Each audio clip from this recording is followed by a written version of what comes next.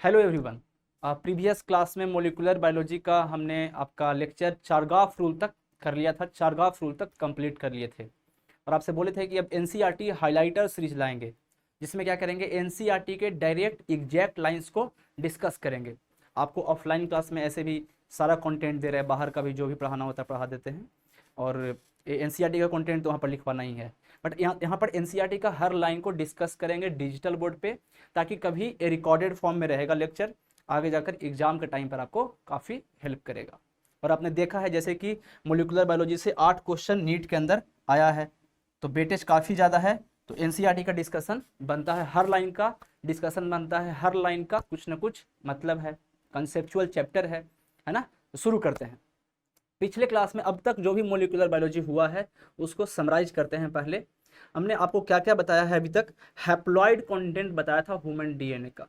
पहले तो बताया था कि 2 तरह का न्यूक्लिक एसिड होता है, एक डीएनए दूसरा RNA, deoxy ribo nucleic acid, ribo nucleic acid. Haploid content human DNA का कितना 3.3 इंटू 10⁹ बेस पेयर और डिप्लॉइड कंटेंट कितना 6.6 इंटू 10⁹ बेस पेयर। फिर हमने इस्चेरेसिया कोलाई में बेस पेयर देखा था, इकोलाई में 4.6 into 10⁶ base pair. Bacteriophage lambda में देखा था 48,502 बेस पेयर।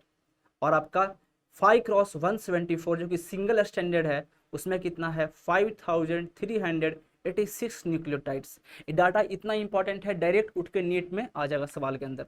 और एम्स में एक बार बहुत पहले मैच द फॉलोइंग करके इसको ये आपका डाटा पूछा गया बहुत पहले। अगर आप प्रीवियस ईयर क्वेश्चन देखेंगे एम्स का तो आपको मिल जाएगा, है ना। बट अब अगर बात इसके आगे करें तो हम क्या देखे थे, न्यूक्लियोटाइड, क्या कि डीएनए पॉलीमर है न्यूक्लियोटाइड का। अब न्यूक्लियोटाइड 3 कंपोनेंट से बना था, नाइट्रोजिनस बेस, पेंटोज शुगर और फॉस्फेट ग्रुप से। जब पेंटोज शुगर से नाइट्रोजिनस बेस जुड़ता है तो क्या बनता है, न्यूक्लियोसाइड बनता है। ज्यादा डीप अगर बात करें तो क्या, बेस का अगर प्यूरिन बेस हो, अगर प्यूरिन बेस हो तो प्यूरिन बेस का 9th पोजीशन, प्यूरिन बेस का 9th पोजीशन आपका पेंटोज शुगर के 1st पोजीशन से जुड़ता है एन ग्लाइकोसिडिक बॉन्ड से। क्या बना देता है, न्यूक्लियोसाइड। अब प्यूरिन का आप एग्जांपल ले लो, एडेनिन, एडेनिन शुगर से जुड़ा पेंटोज शुगर से, क्या बनेगा, एडिनोसिन, एडिनोसिन। डिऑक्सीराइबोज शुगर से जुड़ा क्या बन जाएगा, डिऑक्सी एडिनोसिन। तो प्रीवियस क्लास में हमने ये बात की थी। अगर पायरिमिडीन बेस है तो पायरिमिडीन बेस का 3rd पोजीशन जुड़ जाएगा शुगर के 1st पोजीशन से और क्या बन जाएगा, न्यूक्लियोसाइड बन जाएगा। ठीक, तो यहां तक क्लियर था बात। अब उसमें फॉस्फेट ग्रुप अगर आप जोड़ दोगे, न्यूक्लियोसाइड में एक और फॉस्फेट ग्रुप जोड़ दीजिए तो क्या बन जाएगा, आपका न्यूक्लियोटाइड बन जाएगा। नामकरण कैसे करेंगे, नोमेनक्लेचर कैसे करेंगे, जैसे एडिनोसिन बना तो एडिनोसिन में एक फॉस्फेट जोड़ दीजिए तो बनेगा एडिनोसिन मोनोफॉस्फेट। 2 फॉस्फेट जोड़ दीजिए एडिनोसिन डाइफॉस्फेट। 3 फॉस्फेट जोड़ दीजिए एडिनोसिन ट्राइफॉस्फेट। शुगर बदल दीजिए, डिऑक्सीराइबोज शुगर, नाम बदल जाएगा डिऑक्सीराइबोज मोनोफॉस्फेट, डिऑक्सीराइबोज डाइफॉस्फेट। समझ बात, deoxy adenosine monophosphate, sorry deoxy adenosine monophosphate, deoxy adenosine diphosphate और डिऑक्सी एडिनोसिन ट्राइफॉस्फेट, जब शुगर डीऑक्सीराइबोज हो जाए। क्लियर, तो ये बात हमने देख लिया है प्रीवियस क्लास में और उसके आगे भी बहुत कुछ बात कर चुके थे। अब सीधा आएंगे डीएनए डबल हेलिक्स पर, डीएनए डबल हेलिक्स मॉडल पर आएंगे और इसी को डिस्कस करेंगे। हमने चारगाफ रूल भी देखा था पिछले क्लास में और काफी डिटेल में देखा था चारगाफ रूल। क्या बोलता है चारगाफ रूल, पहले तो चारगाफ रूल किसके लिए एप्लीकेबल है, डबल स्टैंडर्ड डीएनए के लिए एप्लीकेबल है। किसके लिए एप्लीकेबल है, डबल स्टैंडर्ड डीएनए के लिए एप्लीकेबल है। आपको क्या बोला है चारगाफ साहब ने, इरविन चारगाफ साहब ने, कि जितना प्यूरिन होगा उतना ही पायरिमिडिन होगा, जितना प्यूरिन होगा उतना ही पायरिमिडिन होगा। नहीं दिख रहा क्या,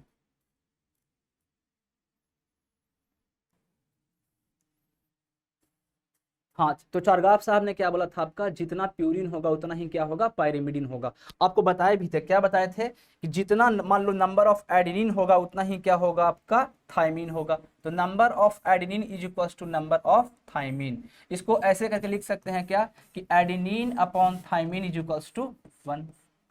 जितना ग्वानिन होगा उतना ही क्या होगा आपका साइटोसिन होगा। तो ग्वानिन अपॉन साइटोसिन क्या लिख सकते हो आप 1। ठीक बात। अब क्या कर सकते हैं, जोड़ दीजिए adenine plus guanine is equals to क्या थाइमिन प्लस साइटोसिन। तो ये क्या हो जाएगा आपको बताइए, adenine plus guanine upon thymine plus cytosine is equals to 1। Clear बात। यही एनसीईआरटी में डिस्कशन नए वाले एनसीईआरटी में दिया है। आपको एक और बात बताए थे क्या कि adenine plus thymine, adenine plus thymine लिख देता हूं यहां पर, adenine plus thymine is not equals to, adenine plus thymine is not equals to guanine plus cytosine, but इनके रेशियो किसी पार्टिकुलर स्पेसीज में कांस्टेंट होते हैं। ये भी आपको बताया था और ये इंपॉर्टेंट है। नॉट इक्वल्स टू 1 तो है, लेकिन किसी पार्टिकुलर स्पेसीज में वैल्यू कांस्टेंट है, फिक्स्ड है। ह्यूमन बीइंग के अंदर रेशियो फिक्स्ड है, कॉकरोच के अंदर रेशियो फिक्स्ड है। तो ह्यूमन बीइंग के अंदर दूसरे ह्यूमन का अगर मैच करे, अपने मान लिया मेरा डीएनए का रेशियो ले लिया और किसी और ह्यूमन बीइंग का ले लिए, तो कांस्टेंट होगा। कॉकरोच का स्पेसीज है उसमें कांस्टेंट होगा। हाँ, ह्यूमन का कॉकरोच से अलग हो सकता है। क्लियर बात। अब चलते हैं सीधा एनसीईआरटी पर, जो बात अपने को डिस्कस करना उस पर आते हैं। देखो क्या बोलती है एनसीईआरटी, सीधा एनसीईआरटी पे आएंगे। द बेस पेयरिंग कन्फर्स, किसका बात कर रहे हैं हम, डीएनए डबल हेलिक्स मॉडल का। कौन दिए थे आपका, फ्रांसिस क्रिक साहब। कौन दिए थे, फ्रांसिस क्रिक साहब। बात हो चुका है। किस बेसिस पे दिए थे, on the basis of X ray diffraction structure produced by Maurice Wilkins and आपका Rosalind Franklin's. Exact line NCERT का पूछेगा आपसे क्या कि डीएनए डबल हेलिक्स मॉडल किसके एक्सपेरिमेंट पर बेस्ड है, उसका हॉलमार्क क्या है। तो पहचान क्या है, बेस पेयरिंग है, और किसके एक्सपेरिमेंट पे बेस है आपका, रोजलिन फ्रैंकलिन और मॉरिस बिल्किंस के एक्स रे डिफ्रैक्शन स्ट्रक्चर पे। पढ़िएगा लाइन, बोलता the base pairing confers a very unique property to a polynucleotide chain. ठीक, they are said to be complementary to each other and therefore if the sequence of bases in one strand is known then the sequence in other strand can be predicted। बोल अगर एक strand का sequence पता हो, मान लो ए 5 prime end है, ए 3 prime end है, ए 3 prime anti parallel होता है डीएनए, 3 प्राइम इंड है और ए 5 प्राइम इंड है। बोलता अगर एक स्ट्रैंड का सीक्वेंस पता होगा, अगर एक स्ट्रैंड का सीक्वेंस पता होगा तो सामने वाले का पता कर सकते हैं। यहां पड़ेगा एडेनिन है तो सामने क्या आएगा, थाइमिन आएगा। ग्वानिन है तो सामने क्या आएगा, साइटोसिन आएगा। साइटोसिन है तो सामने क्या आएगा, ग्वानिन आएगा। तो बोलता है कि अगर देखो they are said to be complementary to each other, एक कंप्लीमेंट्री है एक दूसरे से। एडेनिन कंप्लीमेंट्री है थाइमिन से और ग्वानिन किससे कंप्लीमेंट्री बेस पेयरिंग करता है, साइटोसिन से। तो अगर एक स्ट्रैंड का सीक्वेंस आपको पता हो तो दूसरे स्ट्रैंड का बता सकते हैं। वही बोलता है they are said to be complementary to each other and therefore if the sequence of bases in one strand is known then the sequence in other strand can be predicted. अगर एक strand का sequence पता है तो दूसरे strand का हम predict कर सकते हैं, बता सकते हैं। Clear. Also, if each strand from a DNA, let us call it as a parental DNA, act as a template for, देखो ये बात डिस्कस कर देता हूं मैं, क्या बोलना चाह रहे हैं पर एनसीईआरटी कि ए मान लो आप पेरेंटल डीएनए, ए 5 प्राइम इंड है, ए 3 प्राइम इंड है। ठीक, ए 3 प्राइम इंड है, ए 5 प्राइम इंड है। क्लियर बात। अब देखते जाइए, एडेनिन है, ग्वानिन ले लीजिए, थाइमिन ले लीजिए और साइटोसिन ले लीजिए। एडेनिन के सामने क्या आएगा, थाइमिन आएगा। ग्वानिन के सामने क्या आएगा, साइटोसिन आएगा। थाइमिन के सामने क्या आएगा आपका, एडेनिन आएगा। साइटोसिन के सामने क्या आएगा, ग्वानिन आएगा। ये है आपका पेरेंटल डीएनए। क्लियर, ये है आपका पेरेंटल डीएनए। अब अगर आपको डाउटर डीएनए बनाना है, डाउटर डीएनए अगर बनाना है तो फर्स्ट इसको ले लीजिए, है ना, इसको 1 ले लीजिए, सेकेंड स्ट्रैंड ले लीजिए, इससे आप बनाइए तो क्या बनेगा, बनाइए। ए 5 प्राइम इंड है, ए 3 प्राइम इंड है, कॉम्प्लीमेंट्री बेस पेयरिंग लगाएंगे इसमें। यहाँ पर आपका इसके सामने जो आएगा उसका 3 प्राइम इंड होगा और 5 प्राइम इंड होगा। अब लगाते जाइए आप। यहाँ पर क्या था आपका, एडेनिन था, ग्वानिन था, थाइमिन था और साइटोसिन था। तो सामने क्या क्या आएगा बताओ, एडेनिन के सामने क्या आएगा, थाइमिन आएगा। ग्वानिन के सामने क्या आएगा, साइटोसिन आएगा। थाइमिन के सामने क्या आएगा, एडेनिन आएगा और साइटोसिन के सामने क्या आएगा, ग्वानिन आएगा। अब इस स्ट्रैंड का, ये हम देखो फर्स्ट स्ट्रैंड लिए ए वाला, ठीक, और इसको आप ले लीजिए 1 प्राइम। ठीक, अब देखिए अगला, इससे बनाएंगे। अब फर्स्ट से बना लिए, अब सेकंड से बनाइए। सेकंड से अगर आप बनाइएगा तो ए 3 प्राइम इंड ले लीजिए, यही है ए 3 प्राइम इंड है, ये आपका 5 प्राइम इंड है। और थोड़ा बड़ा इसको कर देता हूं मैं, 3 प्राइम इंड है और ये 5 प्राइम इंड है। देखना ध्यान से, देखिएगा 3 प्राइम इंड है ये और ये है 5 प्राइम इंड। अब देखना क्या दिया है यहाँ पर, थायमीन। ठीक बात, यहाँ पर क्या है, साइटोसिन, यहाँ पे क्या है आपका एडेनिन, यहाँ पे क्या है आपका ग्वानिन। तो इसके सामने कौन आएगा, थायमीन के सामने कौन आएगा, पहले तो देखो कॉम्प्लीमेंट्री बेस पे ही लगाएंगे। यहाँ पर 5 प्राइम टू 3 प्राइम होगा पोजीशन।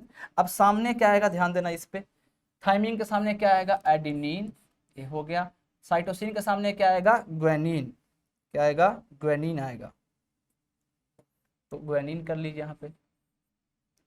यहाँ पे ग्वानिन आ जाएगा आपका।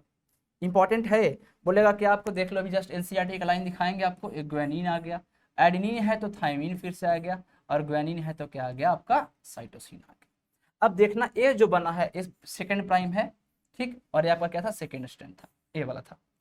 देखना ये दोनों कॉम्प्लीमेंट्री शो कर देगा आपका, फर्स्ट प्राइम वाला ये देखना, और आपका सेकेंड प्राइम। जैसे कैसे, ये लिखिएगा यहाँ पे 5 प्राइम इंड और यह है आपका 3 प्राइम इंड, यही है same ratio, adenine, guanine, thymine, cytosine. और इस स्ट्रैंड को लीजिए यहाँ से, ये 3 प्राइम इंड और ये 5 प्राइम इंड, यहाँ से लिखते जाइए। एडेनिन के सामने क्या है, देखिए थायमीन है, यहाँ पर क्या है आपका, साइटोसिन है। थायमीन के सामने क्या है, एडेनिन है, और साइटोसिन के सामने क्या है आपका, ग्वानिन है।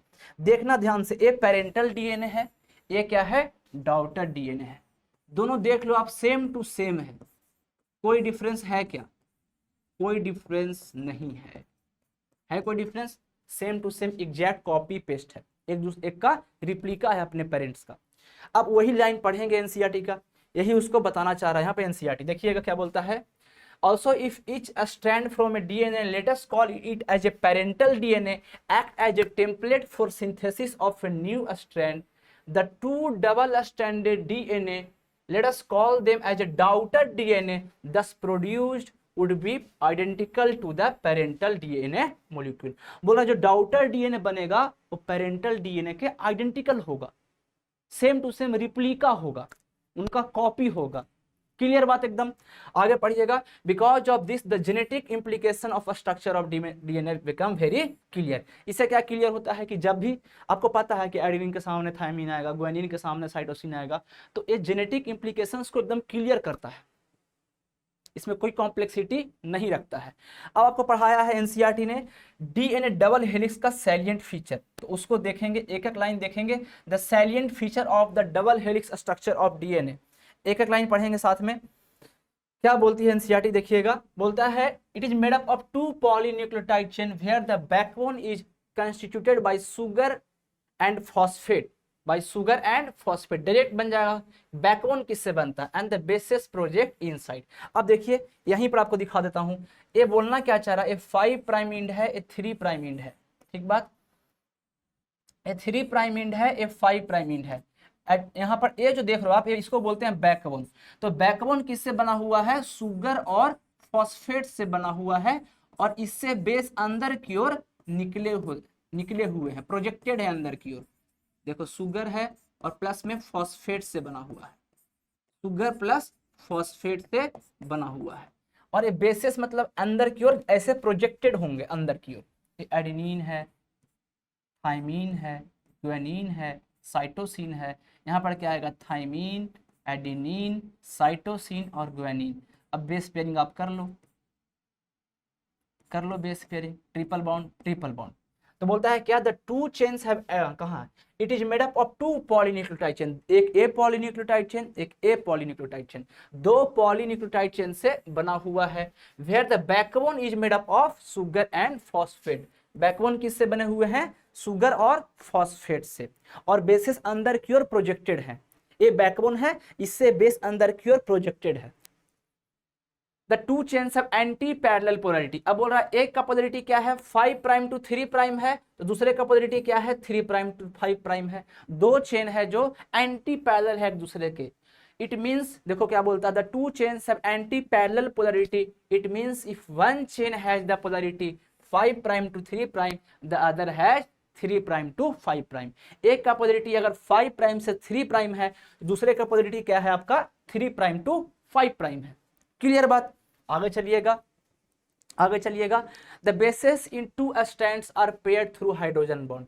बोलता है क्या ये जो बेस है आपका दोनों स्ट्रैंड में वो किससे जुड़े रहेंगे, हाइड्रोजन बॉन्ड से पेयर रहेंगे। देखो hydrogen bond forming base pair, एक कंप्लीट एक क्या बना देगा आपका बेस पेयर। एक बेस पेयर है आपका, ये दूसरा बेस पेयर, ये तीसरा बेस पेयर। तो बोलता है जो बेसिस हैं आपके वो किससे पेयर्ड हैं, हाइड्रोजन बॉन्ड से, और क्या बनाएंगे बेस पेयर। देखो क्या बोलता है, adenine forms 2 hydrogen bond with thymine. Clear है बात? एडेनिन थाइमिन से 2 बॉन्ड से जुड़ा होता है और ग्वानिन साइटोसिन से 3 बॉन्ड से जुड़ा होता है। Adenine forms 2 hydrogen with adenine forms 2 hydrogen bonds with thymine from opposite strand and vice versa। vice versa मतलब क्या, थाइमीन भी एडेनिन से कितने बॉन्ड से जुड़ा होगा, 2 बॉन्ड से। Similarly, guanine is bonded with cytosine with 3 hydrogen bonds.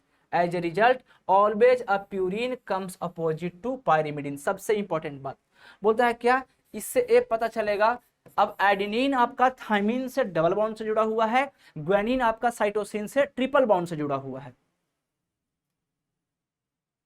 अब देखो आप तो हमेशा प्यूरिन के सामने क्या आ रहा है, पायरिमिडीन। एडेनिन क्या है, प्यूरिन ही तो है, ये प्यूरिन है। थाइमिन क्या है, पायरिमिडीन है। ग्वानिन क्या है, प्यूरिन है। तो हमेशा प्यूरिन के सामने क्या आ रहा है आपका, पायरिमिडीन आ रहा है। इंपॉर्टेंट बात है। As a result, always a purine comes opposite to pyrimidine. This generates approximately a uniform distance between the two strands of the helix। AIIMS का क्वेश्चन असर्शन रीजन का बन सकता था, अब तो नीट में भी बन जाएगा। ये लाइन लिखेगा ऊपर असर्शन में, guanine is bonded with cytosine with 3 hydrogen bond, है ना, और adenine is bonded with thymine with 2 hydrogen bond. As a result always a purine comes opposite to pyrimidine. और सेकेंड रीजन में क्या देगा आपका, ये दिस जनरेट, ये असर्शन में देगा नीचे वाला पॉइंट, और ऊपर वाला पॉइंट क्या देगा, रीजन में देगा। तो असर्शन भी सही है और रीजन भी सही है। इसी के कारण डीएनए का जो लेंथ है, जो डिस्टेंस है, वो फिक्स है। देखो बोलता है क्या, this generates approximately uniform distance between the 2 strands of the helix. ये दोनों के बीच में जो डिस्टेंस होगा वो यूनिफॉर्म होगा, फिक्स होगा। क्यों? क्योंकि हमेशा प्यूरिन के सामने क्या आ रहा है, पायरिमिडीन। आगे पढ़िएगा, the two chains are coiled in right handed fashion. दोनों चेन्स कैसे कॉइल्ड है, राइट हैंडेड मैनर में है, क्लॉकवाइज मैनर में है। और पीच ऑफ द हेलिक्स कितना होता है, 3.4 नैनोमीटर। देखो 12th का एनसीईआरटी में 3.4 नैनोमीटर लिखा है, और 11th के एनसीईआरटी में क्या लिखा है आपका, 34 एंगस्ट्रम। तो कंफ्यूजन नहीं होना चाहिए, आपको पता है ना, 1 एंगस्ट्रम में देख लो यहाँ पर पीच ऑफ द हेलिक्स का बात करें अगर, pitch of the helix, pitch of helix, तो पीच ऑफ हेलिक्स का बात किया है तो 11th में डाटा कुछ है और 12th में ऐसा क्यों। यहां पर लिखा है आपका 3.4 नैनोमीटर, राइट, नैनोमीटर दिया है, और 34 एंगस्ट्रम, दोनों सही है। क्यों, 1 नैनोमीटर में कितना मीटर, 10⁻⁹ मीटर, और 1 एंगस्ट्रम में कितना मीटर, 10⁻⁻10 मीटर। क्लियर है बात? तो ये सही है दोनों डाटा आपका। Distance between 2 consecutive base pair भी आपसे पूछे, आपको पता है डिस्टेंस बिटवीन 2 बेस पेयर अगर पूछ दे, डिस्टेंस आपको पहले ही बता चुके हैं, डिस्टेंस बिटवीन 2 बेस पेयर या फिर 2 कंसेक्यूटिव बेस पेयर, 2 लगातार बेस पेयर के बीच का दूरी कितना होता है, 0.34 नैनोमीटर, और इसी को आप क्या बोल सकते हो, और 3.4 एंगस्ट्रम। एक टर्न में कितना आपका, अगर एक टर्न डीएनए घूमेगा तो कितना उसमें होगा आपका, सॉरी, एक टर्न घूमेगा तो कितना बेस पेयर होगा, 1 टर्न में आपका 10 बेस पेयर। एक टर्न में कितना बेस पेयर होगा आपका, 10 बेस पेयर होगा। इसी 10 बेस पेयर को तो मल्टीप्लाई किए थे इससे, तो क्या आ गया था, पिच ऑफ हेलिक्स आ गया था। पिच सबसे पहले क्लास में डिस्कस कर चुके हैं बातें। आ जाइए अब सीधा पढ़ेंगे एनसीईआरटी, एनसीईआरटी ही पढ़ेंगे क्योंकि एनसीईआरटी हाइलाइटर सीरीज है नाम इसका।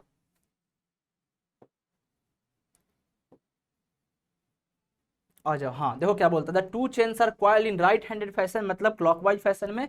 और पीच ऑफ हेलिक्स कितना बहुत इंपॉर्टेंट है, pitch of helix, pitch of helix कितना होता है आपका 3.4 nanometre, and nanometre is 1 billionth of a metre, देखो देता 10⁻⁻⁹ मीटर, एंड देयर आर रफली 10 बेस पेयर, एक टर्न में कितना बेस पेयर है देख लो, 10 बेस पेयर है। क्लियर है बात, तो 10 बेस पेयर है एक टर्न में। आगे का बात देखेंगे जी, आगे का बात देखते हैं, पेट पेट,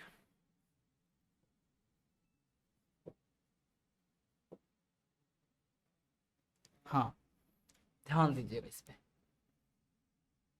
एक टर्न में कितना बेस पेयर बोल रहा है, 10 पेयर, देख रहे हो बोल रहा है 10 बेस पेयर होगा रफली कितना आपका एक टर्न में, एक टर्न जब घूमेगा घूमेगा डीएनए तो उसमें 10 बेस पेयर होगा एक टर्न में। दिख रहा है आप लोग को, यहाँ देखो मैं और इधर कर दूं ताकि आपको अच्छे से विजुलाइज हो जाए, लो सही है। अब इससे ज्यादा जूम नहीं कर सकते, राइट। चलो आ जाओ इस पे, आगे चलते हैं जी। आगे क्या बोलता है, देखो वही बात, consequently the distance between a base pair in a helix is 0.34 nanometre. और लास्ट पॉइंट एनसीईआरटी ने क्या बोला है कि the plane of one base pair, एक बेस पेयर दूसरे बेस पेयर पर स्टैक्ड है, एक बेस पेयर दूसरे बेस पेयर पर रखा हुआ है, इससे क्या होगा, डीएनए को एडिशनल स्टेबिलिटी मिलता है। क्यों, आप सोचो एक ऐसा है, इसको तोड़ना, एक बॉन्ड को तोड़ना आसान है या फिर दो बॉन्ड को, तो बोलोगे क्या एक बॉन्ड को तोड़ना आसान है, दो बॉन्ड को या फिर तीन बॉन्ड हो तो तोड़ना डिफिकल्ट हो, वो भी एक दूसरे पर जस्ट रखा हुआ है तो तोड़ना और डिफिकल्ट हो जाएगा, मतलब ऐसे रखा हुआ है तो तोड़ना और डिफिकल्ट हो जाएगा। तो एनसीईआरटी का लाइन है, देखो पढ़ो क्या बोलता है, the plane of one base pair stacked over the other in a DNA double helix, this in addition to hydrogen bond confers stability of the helical structure. बोलता है क्या आपको एडिशनल स्टेबिलिटी डीएनए को प्रोवाइड करता है। अब आगे बोलता है compare the structure of purine and pyrimidine, आपको पता है प्यूरिन डबल रिंग स्ट्रक्चर है, पायरिमिडीन सिंगल रिंग स्ट्रक्चर है, मास्टर बना दिए इसका। तो आगे चलिए, can you find out why the distance between two polynucleotide chains in DNA remains always constant. बोलता है क्या कि आपका दोनों डीएनए के बीच में आपका हमेशा जो है डिस्टेंस वो कांस्टेंट क्यों होता है, पहले ही बता चुका है एनसीईआरटी भी, क्यों, क्योंकि हमेशा प्यूरिन के सामने क्या आता है आपका पायरिमिडीन आता है, इस समझ रहे हो बात, हमेशा प्यूरिन के सामने क्या आता है, पायरिमिडीन आता है। तो प्यूरिन तो आपका डबल रिंग स्ट्रक्चर है और पायरिमिडीन क्या है, सिंगल रिंग स्ट्रक्चर है। अब इसके बाद आपका बनता है क्या बोला है, डिस्कशन बनता है आपका central dogma of molecular biology का। उससे पहले थोड़ा और बात कर ले, the proposition of A DNA double helix structure for DNA and it's simplicity in explaining the genetic implication become revolutionary. बोलता है क्या, अब चूंकि बता चुके हैं डीएनए डबल हेलिक्स, तब उस पर और तेजी से साइंटिस्ट लोग काम करने लगे कि कैसे इंफॉर्मेशन फ्लो होता है, जेनेटिक मटेरियल क्या है, डीएनए है, आरएनए है, प्रोटीन है, उस पर और रिवोल्यूशनरी मतलब क्या होता है, क्रांतिकारी, काफी तेजी से उस पर काम होना शुरू हो गया। हाँ very soon Francis sorry very soon Francis Crick propose the central dogma in molecular biology. अब ये सेंट्रल डोग्मा क्या है, यही डिस्कशन बनेगा, इसके बाद लेक्चर आज का खत्म कर देंगे। Central dogma of molecular biology काफी इंपॉर्टेंट कॉन्सेप्ट है, central dogma, central dogma of molecular biology. देखो सेंट्रल डोग्मा क्या है आपका, सेंट्रल डोग्मा क्या बोलता है आपका कि डीएनए से आपका क्या बनेगा, एमआरएनए। मैं यहां पर लिख देता हूं central dogma of molecular biology, central dogma of molecular biology. कौन दिए थे सेंट्रल डोग्मा, फ्रांसिस क्रिक साहब। सीधा क्वेश्चन बनेगा कौन दिया है आपका, तो फ्रांसिस क्रिक साहब ने दिया था।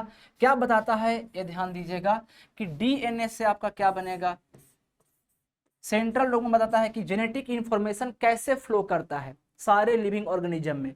डीएनए से क्या बनेगा, एमआरएनए बनेगा, एमआरएनए से क्या बनेगा, प्रोटीन बनेगा। फ्लो ऑफ इंफॉर्मेशन यूनिडायरेक्शनल है ना सारे लिविंग ऑर्गेनिज्म में। तो डीएनए से क्या बनता है, इनके अकॉर्डिंग, सेंट्रल डोग्मा के अकॉर्डिंग एमआरएनए, मैसेंजर आरएनए, और एमआरएनए से क्या बनता है आपका, प्रोटीन। तो डीएनए से बन गया एमआरएनए, एमआरएनए से क्या बनता है, protein.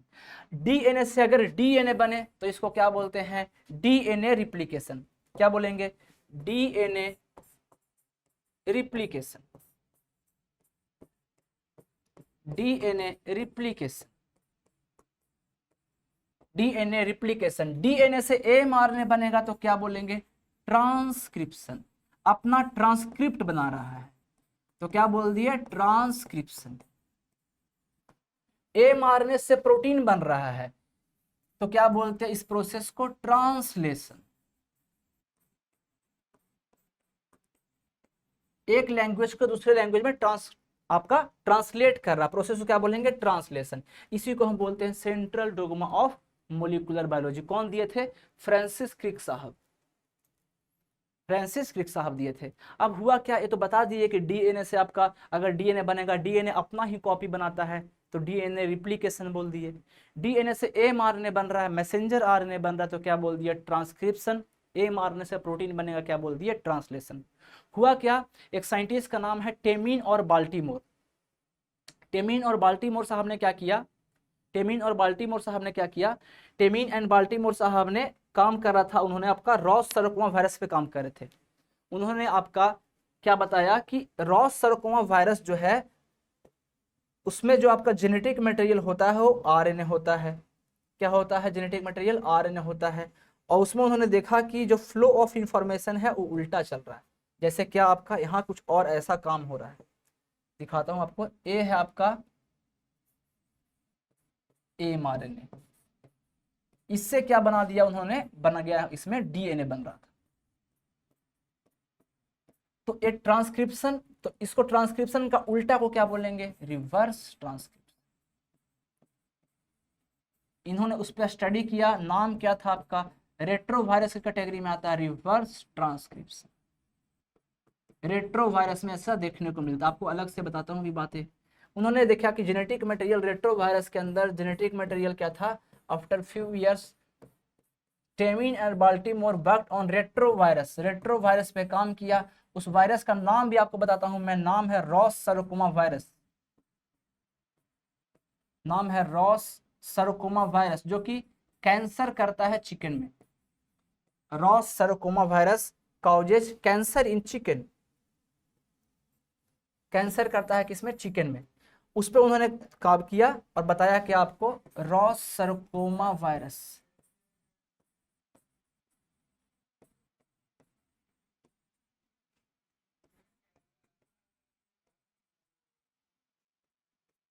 causes cancer in chicken।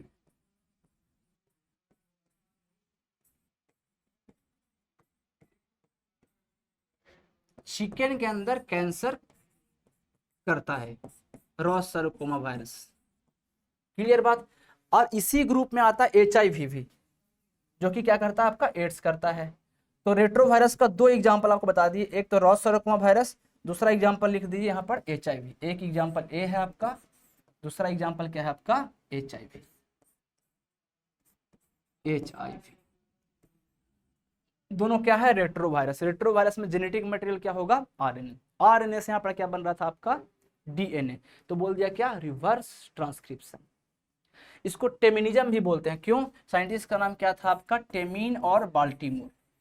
इसको क्या बोलते हैं, टेमिनिज्म भी बोलेंगे। क्या बोलेंगे, टेमिनिज्म भी बोलेंगे।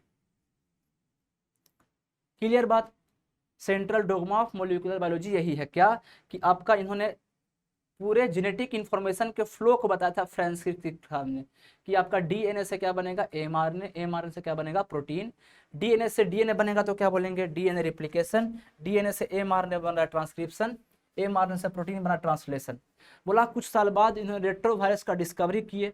कौन, टेमिन और बाल्टीमोर। सबसे पहले उस वायरस का नाम आप बताते हैं, रॉस सरकोमा वायरस, जो कि आपका कैंसर करता है किसमें, चिकन में।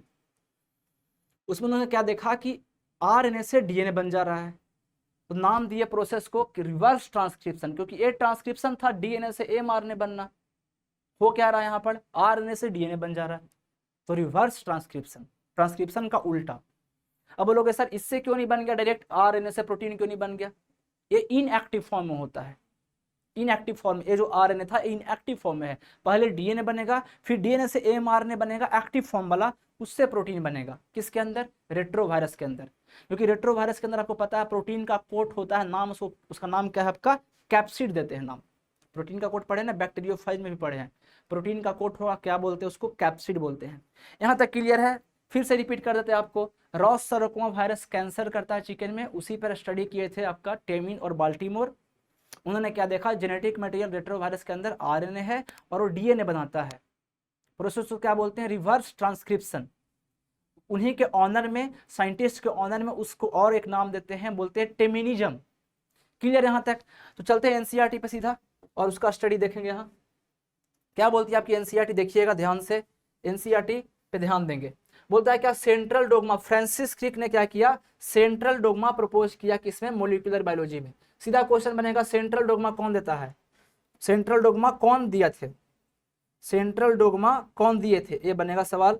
तो क्या आंसर हो जाएगा, फ्रांसिस क्रिक साहब। Biology is all about information, पूछ देगा central dogma is proposed bye. Answer पूछा गया है 3 बार नीट के अंदर सवाल, पूरा ए इन्फॉर्मेशन फ्लो चार्ट पूछा गया है। समझ के बाद, central dogma is proposed by Francis Crick साहब। और आपका देखो क्या बोलता है, which states that the genetic information flows from DNA से क्या बनेगा, आरएनए, आरएनए से क्या बनेगा, प्रोटीन। ये देखो डीएनए से क्या बन रहा है आपका, डीएनए, तो क्या हो गया, डीएनए रिप्लिकेशन। डीएनए से क्या बन रहा है, एमआरएनए, ट्रांसक्रिप्शन। और एमआरएनए से क्या बन रहा है, प्रोटीन, ट्रांसलेशन। यहीं पर अगर इससे अगर रेट्रोवायरस का बात करें तो क्या बन जाता है, डीएनए। तो प्रोसेस को क्या बोलते हैं, रिवर्स ट्रांसक्रिप्शन।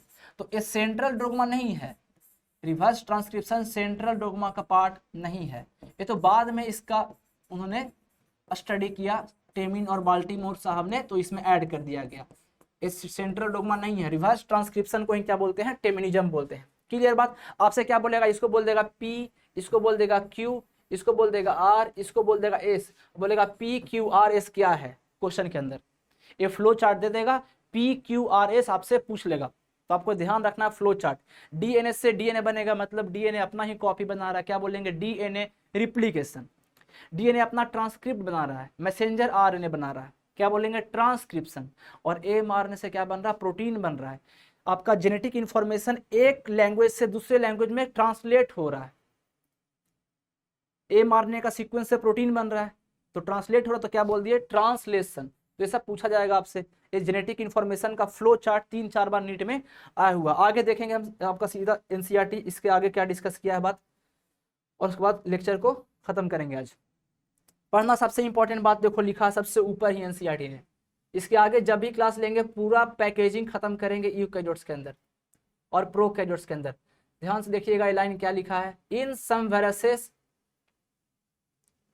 ऊपर का लाइन देखना, सबसे ऊपर का line, in some viruses the flow of information. देखो सम वायरसेस क्या मतलब है इसका, कुछ वायरसेस के अंदर, किसके तरफ इशारा है, रेट्रोवायरस।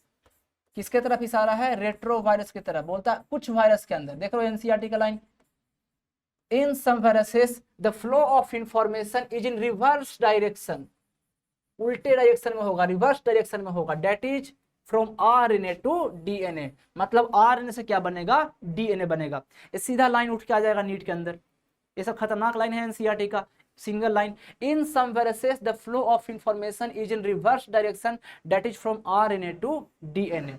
किसके तरफ इशारा है, रिवर्स ट्रांसक्रिप्शन के तरफ। और यहाँ पर किसका बात कर रहा है, रेट्रोवायरस का। आगे पढ़िएगा, can you suggest a simple name to the process.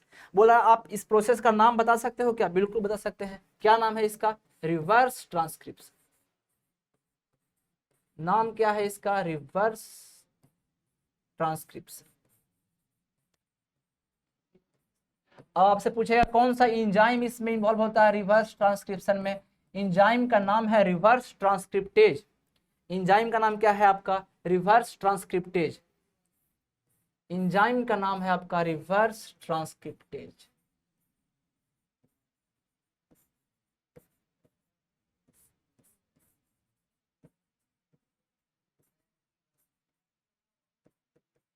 Reverse transcriptase. Clear बात, रिवर्स ट्रांसक्रिप्टेज। क्लियर यहाँ तक? तो यही आज लेक्चर को खत्म करते हैं, समाप्त करते हैं। आगे जब मिलेंगे आपसे नेक्स्ट क्लास में तो पैकेजिंग ऑफ डीएनए हेलिक्स देखेंगे, यूकैरियोट्स के अंदर और प्रोकैरियोट्स के भी अंदर। क्लियर? Thank you.